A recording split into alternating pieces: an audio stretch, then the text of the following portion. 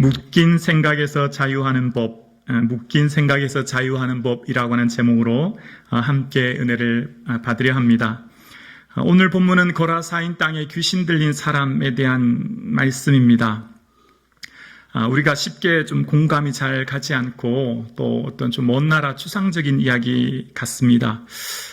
이렇게 이 육체 질병을 고치는 사건이 아니라 귀신 들린 사람의 치유 사건은 이성을 넘어 초월적인 영적인 현상에 관한 것이기 때문에 오늘 말씀을 준비하는 저도 무척 힘이 들었습니다. 왜냐하면 저도 무슨 이런 귀신 들린 사람을 쫓는 축사의 경험이 있거나 그런 특별한 능력을 경험해 보지 않았기 때문입니다.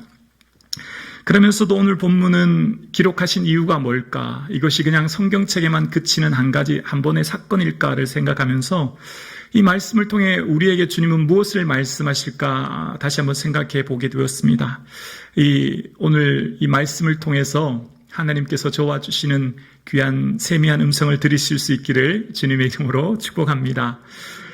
스카펙이라고 하는 미국의 정신과 의사는 거짓의 사람들이라고 하는 책에서 그가 15년 이상 정신과 의사로 일하면서 일반 정신질환에 관한 사람들 외에 좀 특이한 사람들을 만났고 그 특별한 사람들에 대해서 뭔가 다른 악한 영의 실체가 있구나라고 하는 것을 깨달았다고 이야기합니다.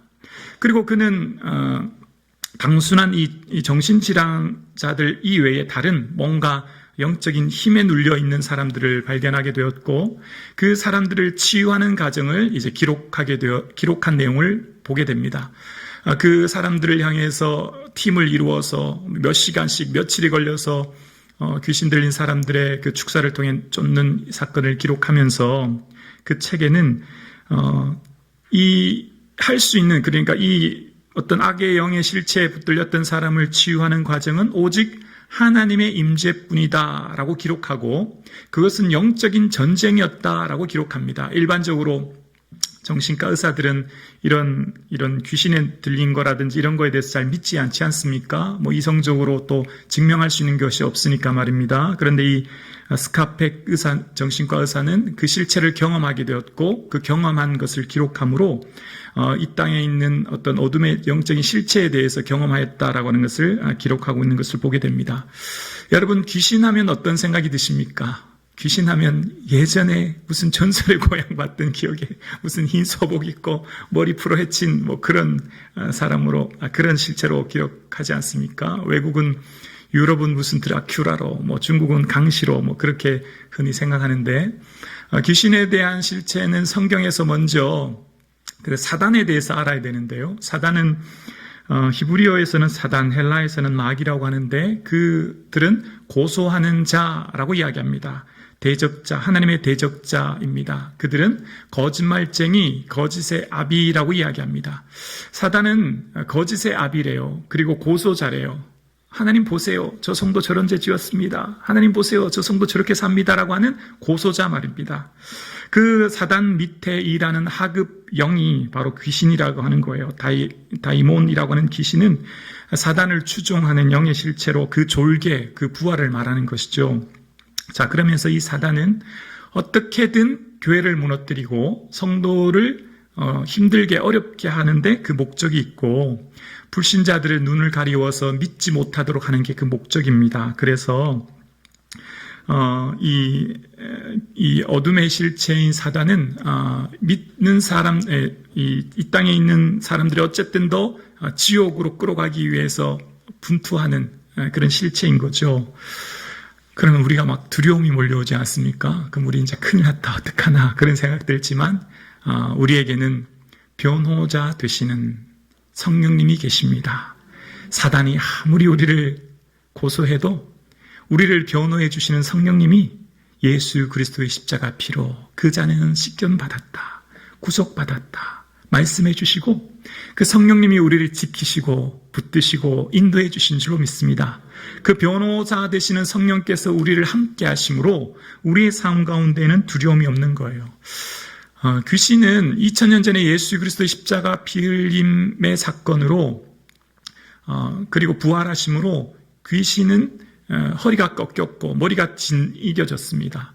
그렇지만 패잔병이 되어서 마치 게릴라전을 펼치는 것처럼 이 땅의 사람들을 괴롭히는 게 귀신의 실체예요. 마치 우리 한국 전쟁 당시 무슨 빨치산, 게릴라, 그런 개념인 거죠. 이 인천 상륙작전 이후 테러가 막힌 그들이 벌이는 게릴라 작전 말입니다. 사단은 예수 그리스도의 십자가 보혈로 그 실체가 허리가 꺾이고 완전히 괴멸되었지만 그러나 최후 발악을 하는 거예요. 언제까지요? 예수님 다시 오실 때까지, 부활하신 예수님이 다시 오시기 전까지 그렇게 실체로 있는 것입니다. 그래서 오늘 본문에 보면 그 귀신 들린 사람의 증상을 26절에 이렇게 얘기하는데요. 예수께서 육지에 내리심에 그 도시 사람으로서 귀신 들린 자 하나가 예수를 만나니 그 사람은 먼저 오래 옷을 입지 아니하며 라고 이야기합니다. 첫 번째는 그가 옷을 입지 아니하였다라고 이야기합니다. 고대사회 옷은 신분을 드러내는데요. 신분, 그러니까 그 옷이 곧 그 사람의 정체성을 이야기하는 것이죠. 귀신은 그 사람의 정체성을 잃어버리게 합니다. 즉 삶의 목적, 삶의 의미를 상실해버리게 합니다. 진화론의 특징이 그것 아닙니까? 우연히 우리가 이 땅에 태어났고 어디로 왔다 어디로 가는지 모르는 그 삶을 진화론이 말하지 않습니까? 그러나 성령님은 우리에게 내가 누구인지 알게 하시고 분명한 세계관과 인생관을 가지게 합니다. 내 가치가 얼마나 중요한 존재인지, 내 삶의 목적이 무엇인지 성령님은 깨닫게 하시죠. 두 번째, 그는 집에 거하지 아니하였다라고 이야기합니다. 여기 쓰였던 오이키아라고 하는 헬라어는 집, 건물로서의 집도 있지만 가족, 집안 이런 의미도 있습니다. 그러니까 그 가족으로부터 분리를 하게 되었다는 거예요. 사단은 분리하게 만들고, 사단은 이간질하게 만들고, 사단은 분열하게 만듭니다. 어떤 공동체든지 교회 공동체를 분열하게 하는 사람이 있다면 그 배후에는 사단이 있다는 걸 기억해야 돼요. 조종하는 거죠. 성령님은 어떻게 교회를 세우게 하십니다. 교회를 하나 되게 하십니다. 교회가 은혜 가운데 성장하기를 원하시는 거예요.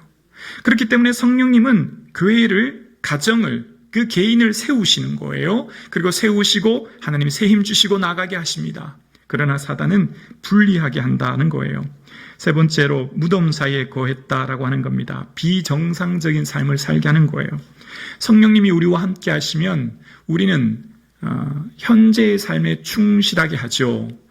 이성과 합리적인 판단 하에 직장과 가정에서의 삶을 충실하게 살아가게 합니다. 그러나 이단의 특징이 무엇입니까?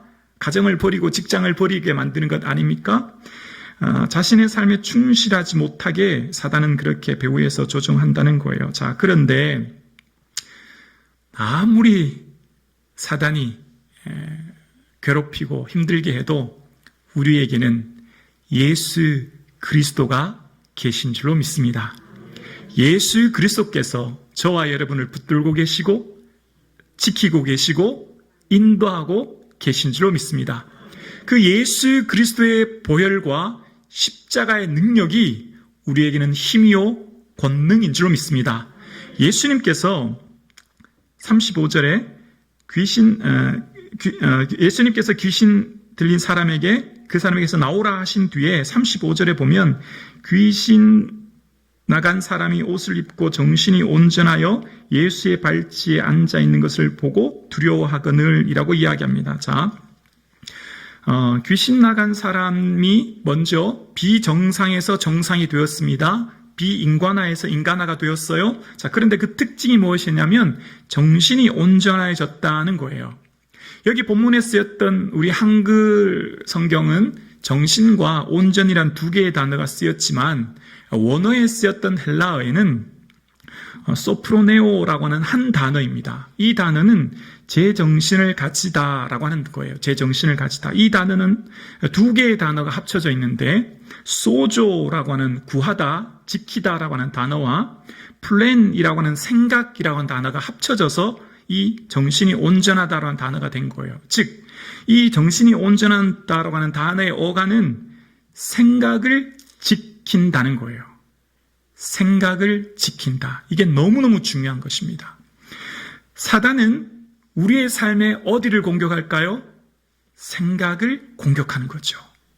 생각의 두려움, 불안, 근심으로 우리의 생각을 공격하는 거예요.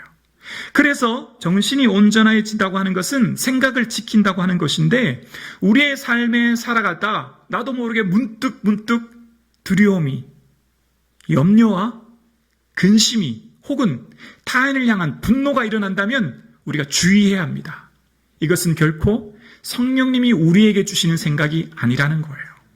성령님께서는 우리의 삶 가운데 성령이 주시는 은혜는 평안인 거예요.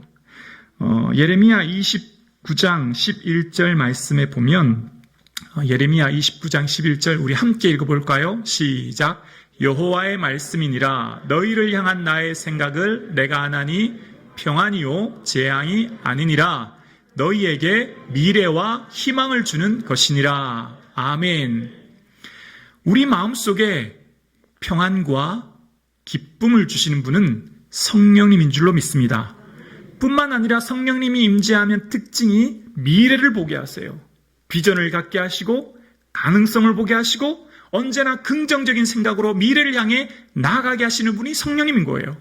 그러니까 지금 내 삶 가운데 내 생각을 들여다볼 때 기쁨이 충만하고 은혜가 충만하고 평안하다면 성령님이 우리의 마음을 주장해 주시는 거예요. 근데 반대로 내 삶에 불안하고 두렵고 미래에 대한 막연한 두려움과 근심과 염려가 있다면 다시 한번 생각해 봐야 합니다. 그것은 결코 성령님이 우리 마음에 주시는 게 아니기 때문이에요. 요한복음 13장 2절에 보면, 요한복음 13장 2절 함께 읽어볼까요? 시작. 마귀가 벌써 시몬의 아들 가룟 유다의 마음에 예수를 팔려는 생각을 넣었더라. 아멘. 가룟 유다가 예수를 팔았다고 하는데 그 이유가 무엇이라고요? 마귀가, 사단이 그 안에 생각을 넣었기 때문이라는 거예요. 다시 말하면 가룟 유다의 마음속에 예수님을 팔아야지라고 하는 생각이 왔을 때 그 생각의 싹을 잘라야죠. 그 생각을 이겨내야 되는데 그것을 받아들였을 때 그것이 내게 싹이 튀고 내 마음을 주장하고 내 삶의 행동으로 드러나게 되었다는 거예요. 자, 그래서 귀신 들렸다라고 하는 것은 무슨 강난을 무슨 이렇게 특별하게 뭐 이적을 무슨 특별한 초유의 힘이 나타나서 뭐 어떤 능력이 나타나 이런 거라고 생각하기보다 사단은 늘 우리의 생각을 통해 우리를 넘어뜨리려고 한다는 것을 기억해야 됩니다. 늘 작은 생각을 주의해야 돼요. 그리고 내가 지금 어떤 생각을 많이 하는지 생각의 빈도수도 유의해야 돼요. 그리고 내가 어떤 생각을 많이 하는지 생각에 대한 퍼센트도 늘 주의해야 돼요. 즉, 내 삶 가운데 지금 내 삶이 두려움과 염려로 내 마음을 엄습하면 그것이 고착화되면 우울하게 되는 거예요.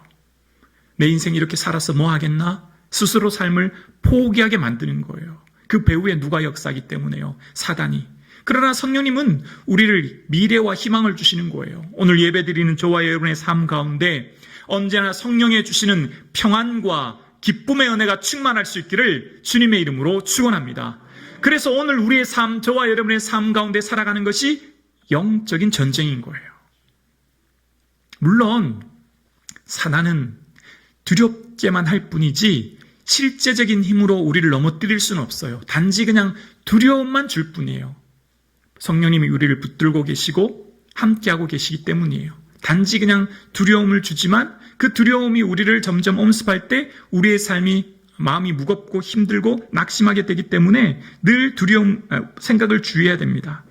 에베소서 4장 26절에 보면 분을 내어도 죄를 짓지 말며 해가 지도록 분을 품지 말고 마귀에게 틈을 주지 말라라고 이야기합니다. 여기 분이라고 하는 것은 분노, 혈기, 진노, 그냥 단순히 잠깐 화내는 게 아니라 극심한 혈기를 말하는 거예요. 근데 그 혈기가 났을 때 뭐라고요? 해가 지도록 계속해서 그 혈기를 품지 말라는 거예요. 하루가 지나고 그 다음날 이틀이 됐는데도 내 속에 계속해서 분노가 일어난다면 성령님이 주시는 게 아니기 때문에 어떻게 해요? 그것은 곧 마귀에게 틈을 주는 일이라는 거예요. 분노뿐만 아니라 두려움이 그렇고요. 두려움뿐만 아니라 근심이 그렇고요. 어떤 생각이든지 지금 내 삶을 꽉 누르고 있는 생각이 하루가 아니라 이틀이고 3일이고 계속해서 나를 감싸고 있다면 그것은 마귀에게 틈을 주는 일이라는 거예요. 여기 틈이라고 하는 헬라어는 토포스라고 하는 것인데요. 지점이란 뜻이에요. 지점, 한 장소. 그러니까 우리의 삶에 분노가 일어나면 분노가 일어나는 것은 우리의 어디를 장악할까요? 생각을 장악하죠. 생각을 장악하는 거예요. 그럼 그것이 마귀가 틈타는 지점이 되는 거예요. 장소가 되는 거예요. 거점이 되는 거예요. 한 발 싹 내미는 거죠, 사단이. 요 정도로 이 사람 두렵게 했을 때 이 사람 두렵구나. 한 발 내밀었을 때 그 삭을 잘라야지. 안 그러면 한 발 내밀었던 사단이 두 발 내밀고 우리 마음을 감싸기 시작한다는 거예요. 그래서 우리의 삶이 괴롭고 고통스럽게 한다는 거예요. 그래서 우리의 삶 가운데 히브리서 3장에 보면 그러므로 함께 하늘의 부르심을 입은 거룩한 형제들아 우리가 믿는 도리의 사도이며 대제사장이신 예수를 깊이 생각하라. 아멘. 예수님을 생각할 때 우리의 마음에 평안을 주시고 예수님을 생각할 때 두려움이 떠나간다는 거예요. 그래서 우리의 생각 가운데 늘 예수님을 품고 생각하는 것이 너무너무 중요한 영적 전쟁의 첫 번째 단계라는 거예요. 오늘 예배드리는 저와 여러분의 삶이 예수님을 늘 깊이 묵상하며 주와 동행하는 삶을 살아가시는 저와 여러분 되실 수 있기를 예수님의 이름으로 축복합니다. 아침에 눈을 뜨면 주님 도와주세요. 아시죠? 우리 아이들 건강, 저의 삶 지켜주세요. 설거지하면서, 청소하면서 예수님 아시죠? 도와주세요. 나도 모르게 문득 염려와 근심이 들면 예수님 도와주세요. 예수님 내 마음 주장해 주세요. 기도하는 것. 그래서 내 삶의 작은 생각의 미동을 주의하여 보아 그 삭을 잘라버리고 첫 단계의 작은 생각이 들어올 때 예수님 생각으로 나의 삶을 붙들어 주의 말씀대로 나를 붙들어 살게 하시고 주님 내 소망이 부끄럽지 않게 하옵소서. 그 고백하며 살아가시는 저와 여러분 되실 수 있기를 주님의 이름으로 축원합니다. 그렇습니다. 사단은 끊임없이 저와 여러분의 생각 속에 두려움, 근심, 걱정, 염려로 우리를 넘어뜨리려고 합니다. 그래서 우리의 생각을 장악한 후에 우리의 몸을, 우리의 마음을 장악하게 하고 그리고 사단은 할 수만 있다면 우리의 삶을 스스로 포기하게 하고 절망하게 하고 하나님과 멀어지게 하기 위해 애를 쓰는 거예요. 그렇지만 우리는 성령님 의지하고 예수님 이름 붙들므로 말미암아 주께서 주시는 새 힘과 능력을 경험할 수 있기를 주의 이름으로 축원합니다. 그렇습니다. 우리의 삶이 어떠한 생각이 우리에게 들어왔든 어떠한 생각으로 우리를 괴롭게 하든 예수님께 나아가 주의 이름 부름으로 주께 간구함으로 주께서 주시는 평안함의 은혜가 있기를 예수 그리스도의 이름으로 간절히 축원합니다. 주의 이름에 능력이 있습니다. 예수 그리스도의 이름에는 놀라운 힘과 능력이 있어요. 이 예화는 예수님의 이름에 능력이 있다고 하는 것을 강조하게 드리는 예화예요. 그래서 다른 생각하시지 말고 그것을 중점적으로 들으셔야 됩니다. 교회를 부임하고 너무너무 좋은 거예요. 이렇게 귀한 교회를 담임하게 하시나 막 감격이 벅차서 잠을 잘 수가 없는 거예요, 집에서. 그래서 이제 여기 강단에서 기도를 하기 시작했습니다. 그래서 기도를 하려고 딱 무릎을 꿇고 기도하는데 기도가 잘 되지 않는 거예요. 너무 큰 눌림이 있기 시작한 거예요. 그리고 이상한 소리도 나기 시작하면서 마음에 두려움도 오기 시작하는 거예요. 그러면서 하나님, 저는 정말 하나님의 특별한 은혜를 받아서 기도하면 뭐 이렇게 시간이 금방금방 가거든요. 근데 그날은 1시간 정도 했겠다 싶어서 시계를 보니까 5분 지났고 또 1시간 정도 했겠나 싶어서 시계를 봤더니 15분 지났고 도저히 시간이 안 가는 겁니다. 기도가 진척이 되지 않고 계속해서 억눌림과 눌림이 있어서 기도가 되지 않는 거예요. 그래서 버티는 대로 버텼는데 도저히 안 되겠다 싶어서 일어났더니 30분밖에 기도를 못한 거예요. 그래서 그 다음날 다시 기도했습니다. 다시 성전에서 엎드려 기도하는데 그날도 마찬가지로 큰 눌림이 있고 이상한 소리도 나고 마음을 두렵게 하고 억눌림이 있어서 또다시 열심히 기도했죠. 근데 그날도 마찬가지로 1시간 기도했나 싶었더니 10분 지났고 또 1시간 기도했나 싶었더니 5분 지났고 그런 거예요. 그래서 겨우 그날은 2시간을 겨우 채운 거예요. 그래서 셋째 날 제가 깨달은 게 있습니다.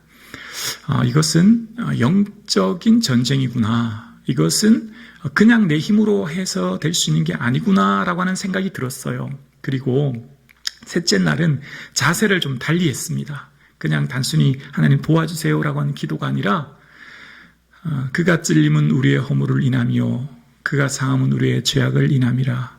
그가 징계를 받음으로 우리가 평안을 누리고 그가 채찍에 맞음으로 우리가 나음을 입었으니 이 시간 나를 두렵게 하는 모든 어둠의 세력들은 나사렛 예수 그리스도 이름으로 선포하노니 떠나갈지어다.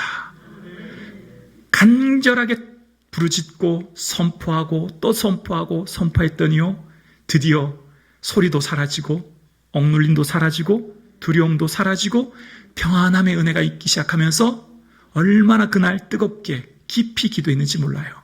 자, 이 예화는 제가 좀 조심스러웠어요. 왜냐하면 혹시 또 교회에서 기도하는데 무슨 무서운 생각 드는 거 아니? 그런 거 결코 아니에요. 제가 지금 말씀의 핵심은 그 어떤 악한 세력이 우리를 억누르고 눌러도 나사렛 예수 그리스도 이름에 능력이 있는 줄로 믿습니다. 예수 이름으로 선포할 때 악한 마귀 사단은 떠나가는 줄로 믿습니다. 예수 이름으로 선포할 때 질병이 떠나가는 줄로 믿습니다. 예수 이름으로 선포할 때 어떠한 문제도 떠나가게 될 줄로 믿습니다. 예수 이름에 능력이 있습니다. 저는 그때 놀라운 은혜를 경험하였습니다. 그렇구나.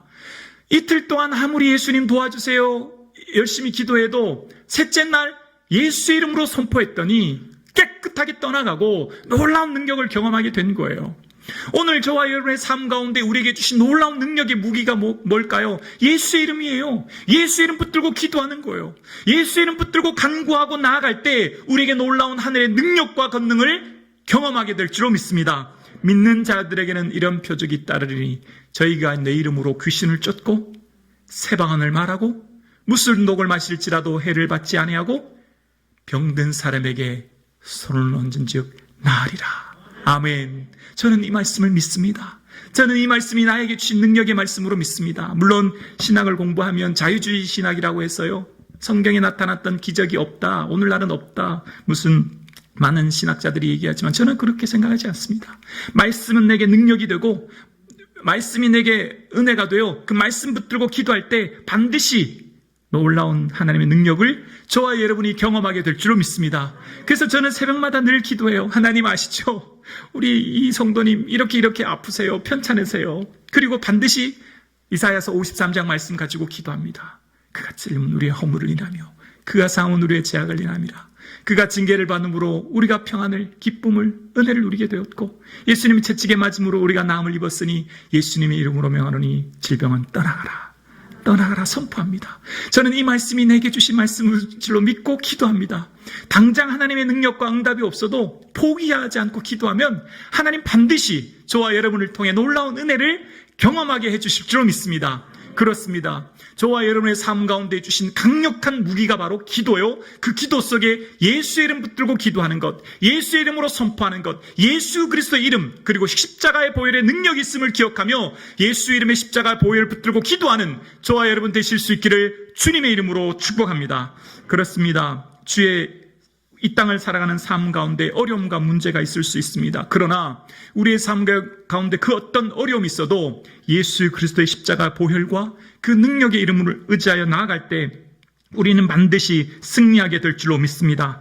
욕심이 잉태한 즉 죄를 낳고 죄가 장성한 즉 사망을 낳는다 이야기합니다. 여기 쓰였던 잉태 또한 잉태라는 단어 심람바노라고 하는 뜻도 체포하다는 뜻이 있어요. 욕심이 우리를 체포한대요. 욕심이 우리를 체포해서 이끌고 간대요. 그래서 우리의 삶 가운데 늘 내 생각, 내 마음을 잘 지키는 것이 너무너무 중요합니다. 왜냐하면 우리의 몸은 결국 우리의 생각에 지배를 받기 때문이에요. 어떤 생각을 하느냐가 곧 행동으로 드러나기 때문입니다. 어떤 생각을 하냐가 곧 행복과 불행을 결정하기 때문이에요. 지금 내가 하고 있는 생각이 어떤 생각이십니까? 지금 내가 계속해서 빈번하게 떠오르는 생각이 어떤 생각이십니까? 성령님이 주시는 평안함의 은혜의 생각이 있을 수 있기를 주님의 이름으로 축원합니다. 우리의 삶 가운데 있는 생각을 지키는 것이 너무너무 중요한데요. 루시를 솔렌버거라고 하는 학자는 유혹에 빠지는 6단계를 이렇게 이야기합니다. 첫 번째가 죄악에 대한 호기심을 갖고 약한 상상력을 갖는 것이라는 거예요. 처음에 우리가 어떤 죄에 대한 생각이 들어오면 내가 왜 이러지 깜짝 놀라면서도 그냥 호기심에 그 생각, 그 마음을 한번 하게 된다는 거예요. 두 번째는 강한 상상력을 하게 된다는 거예요. 바다의 수증기가 에너지를 만들어 태풍을 만들듯이 죄에 빠지는 생각이 에너지를 만든다는 거예요. 생각이 에너지를 만들어서 우리에게 행동으로 표출되게 응집하게 하는 에너지가 된다는 거예요. 세 번째는 그러다 보면 상상하는 것, 그 죄를 상상하는 것을 즐거워하게 된대요. 처음에는 깜짝 놀라서 내가 왜 이런 생각하지? 내가 왜 이러지 생각하다가도 상상의 빈도수가 점점 높아지면 죄를 생각하는 것이 즐거워지게 되고 그것에 빠지게 된다는 것입니다.